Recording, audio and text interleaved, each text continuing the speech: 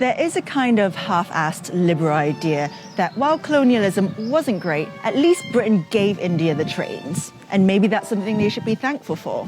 After all, trains are pretty useful, especially in the 7th largest country on Earth. So, colonialism, maybe not all that bad?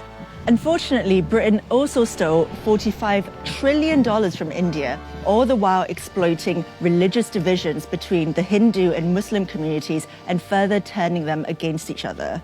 And those beloved railways, they became the sites of mass slaughter while Britain sat back and watched. Empires of Dirt, a show about Europeans getting rich at the expense of everyone else.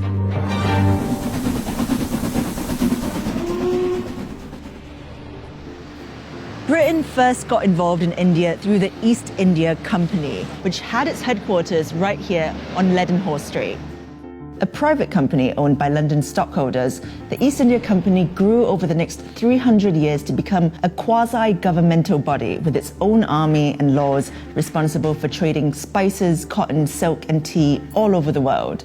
By 1858, ownership of the East India Company had been transferred to Queen Victoria after the failed Indian Rebellion. Trains were the brainchild of British engineers.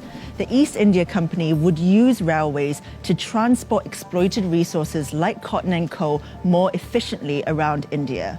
And it worked. Between 1853 and 1924, a railway network was created to help Britain extract from India relentlessly. And it's not like we gave India the railways either, by the way. We made India pay for them, and we ripped them off in the process. Despite Indian mechanics having their own efficient, cheap designs, Britain made India buy trains from them.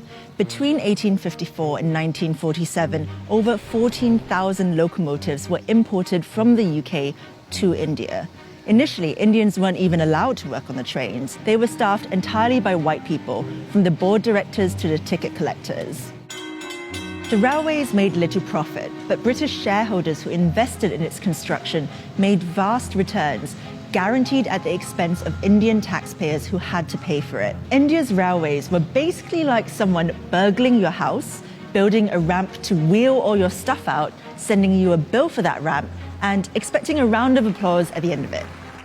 Now that the railways were built, Britain could get down to the task at hand, squeezing India for every last ounce of profit. They were really good at it. In the 1600s, when the East India Company was established, Britain accounted for less than 2% of the world's GDP, while India accounted for almost a quarter of it. By the 18th century, Britain had become one of the most powerful empires in the world, while the prosperity of the Mughal Empire was fading fast. Britain relentlessly squeezed India for every last bit of resource for its own uses. In 1943, up to 4 million Bengalis starved to death, partly because their food was diverted towards British soldiers during World War II. Winston Churchill said the famine was their own fault for breeding like rabbits. After it was no longer profitable to remain in India, and after receiving huge pressure from the Indian independence movement, the British finally left in 1947.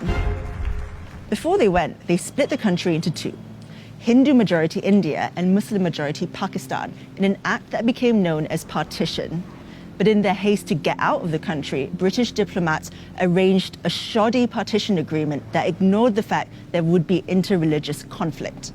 Cyril Radcliffe, the British lawyer assigned to draw the borders of Pakistan and India, was given 40 days to do it. After partition, millions of Muslims trekked to Pakistan and what is now known as Bangladesh, while Indians and Sikhs headed the other way. Violence between Pakistan and India ensued. Within a year of the British leaving, 15 million people were displaced, and between 1 and 2 million people were dead.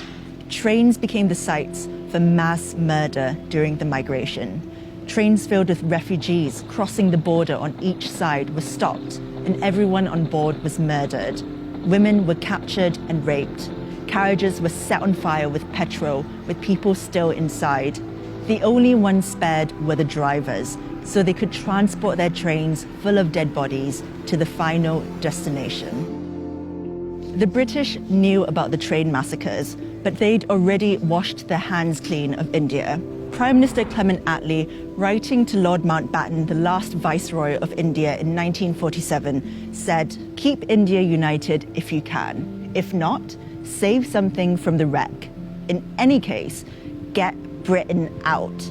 Despite all this, the 4 million starved to death, the careless partition, the $45 trillion they stole from the Indian people, many don't think that the British did anything wrong in India. A YouGov poll in 2014 found that 59% of respondents thought the British Empire was something to be proud of, and only 19% were ashamed of its misdeeds.